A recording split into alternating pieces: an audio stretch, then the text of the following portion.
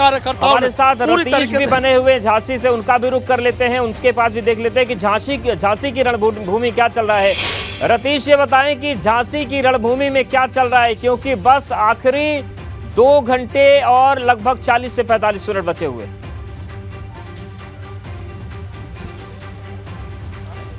बिल्कुल, देखिए अगर झांसी की बात की जाए तो झांसी में आपसे कुछ देर पहले मुख्यमंत्री योगी आदित्यनाथ गरज के गए हैं अपने विरोधियों पर। समाजवादी पार्टी और बीएसपी पर जमकर हमला बोला है और साफ तौर पे कहा है कि किसी भी गुंडे और माफिया की खैर नहीं, कोई भी गुंडा उत्तर प्रदेश में सीना तान कर नहीं चलेगा। मुद्दों को समझा जा सकता है कि उत्तर प्रदेश में भारतीय जनता पार्टी निकाय चुनाव को लेकर के सीधे योगी आदित्यनाथ सरकार की कानून व्यवस्था को लेकर के और मोदी सरकार की तमाम योजनाओं को लेकर के मैदान में है, लेकिन जो अन्य विपक्षी दल हैं वो स्थानीय मुद्दों पर भारतीय जनता पार्टी को घेरते हुए दिख रहे हैं। जिस तरह से आज मुख्यमंत्री योगी आदित्यनाथ ने अपनी भाषा शैली रखी, पूरी तरीके से अपने रौ में दिखे और लगातार विपक्षियों पर हमला बोलते रहे।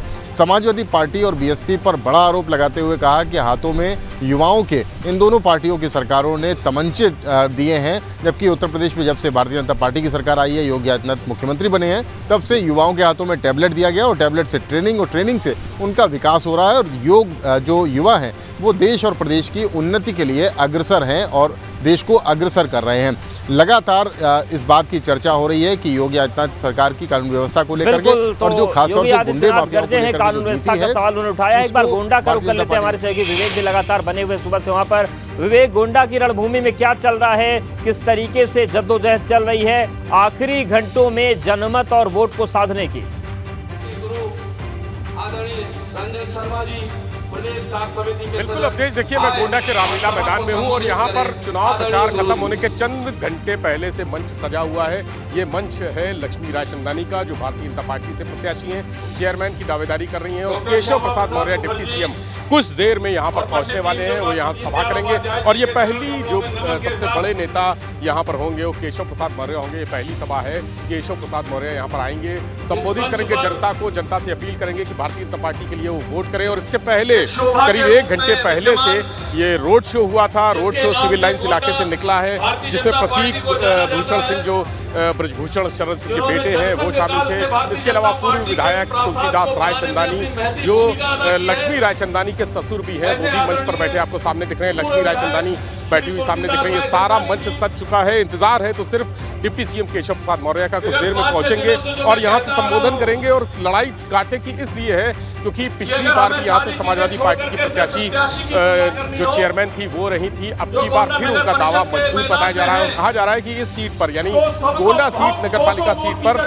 समाजवादी पार्टी का पलड़ा हमेशा भारी रहा है, इस बार भी भारी रहेगा। क्योंकि भारतीय जनता पार्टी के सामने चुनौतियां बहुत हैं। वो जो ऐसे लोग जिनको टिकट नहीं मिल पाया था वो निर्दलीय मैदान में है। उसमें से निर्मल श्रीवास्तव एक बड़ा नाम है, जिन्होंने आज सुबह 8 बजे एक बड़ी विशाल रोड शो किया था। हालांकि उसके जवाब में भाजपा का भी रोड शो शानदार हुआ, लेकिन वो बड़ी चुनौती है भाजपा के लिए, वोट कटवा साबित हो सकते हैं। इसलिए भाजपा को अपने लोगों से ही जूझना पड़ेगा। समाजवादी पार्टी ने गढ़ में पूरी ताकत लगा दी है। केशव प्रसाद मौर्य कुछ देर में पहुंचेंगे, वो यहाँ पर रैली करेंगे, ये इस तरह से जनसभा को संबोधित करेंगे। और एक पूरा नजारा दिखाते हैं हम आपको कि कैसे लोग यहाँ पर पूरा रामलीला मैदान गोंडा का भरा हुआ है। और गोंडा की सबसे प्रतिष्ठित सीट पर ये मानी जा रही है कि सारी ताकत यहीं पर भारतीय जनता पार्टी ने लगाई है, सारा फोकस इसी सीट पर है। और जब प्रतीक भूषण अभी रास्ते में जब रोड शो था तो उनसे बात की थी हमने, उन्होंने कहा कि टक्कर नहीं है। हमने उनसे पूछा कि ये समाजवादी पार्टी का गढ़ माना जाता है गोंडा सीट को, तो यहाँ पर क्या टक्कर है। उन्होंने कहा कि समाजवादी पार्टी नहीं, अब की बार भारतीय जनता पार्टी जीतेगी। बहुत सारे लोग भी उनसे बात करते हैं। क्या लगता है आपको, ये समाजवादी पार्टी का गढ़ है तो यहाँ पर कितनी बड़ी चुनौती? जी बताइए। कोई चुनौती नहीं, कुछ नहीं, सब लोग जीतेंगे और बहुमत से जीतेंगे, बहुत तगड़ा जीतेंगे। इस बार जनता ने तय कर लिया है कि वोट कटवा को वोट नहीं देना है। जय भाजपा तय भाजपा, मेरा परिवार भाजपा परिवार। दावा कर रहे हैं जो प्रत्याशी हैं निर्मल, जिनको टिकट नहीं मिला, वो दावा कर रहे हैं कि भाजपा कहीं है ही नहीं लड़ाई। भैया भाजपा हर जगह है, भाजपा ही भाजपा हर जगह है। ट्रिपल इंजन की सरकार बनने जा रही है और गोंडा से जो है बीजेपी ये अजय रायचंदानी जी की वाइफ भाभी श्री ये जरूर जीतेंगी और बहुत भारी मतों से जीतेंगी। और जो दावा कर रहे हैं ये उसके बाद फर्जी दावा कर रहे हैं, ऐसी कोई दावा नहीं।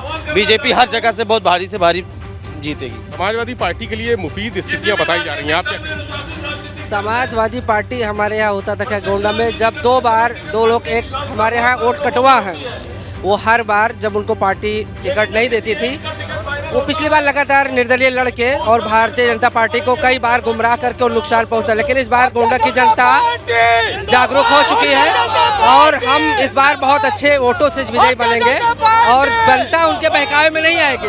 वो हर बार वोट करके भारतीय जनता पार्टी का नुकसान करा और इस बार भी वो भारतीय जनता पार्टी ने उन्हें टिकट नहीं दिया। पूरा बना हुआ विवेक आएंगे आपके निर्दलीय पास, हमारे साथ रतीश बने हैं उनके पास जाएंगे, सनोज भी बने हैं उनके पास भी जाएंगे।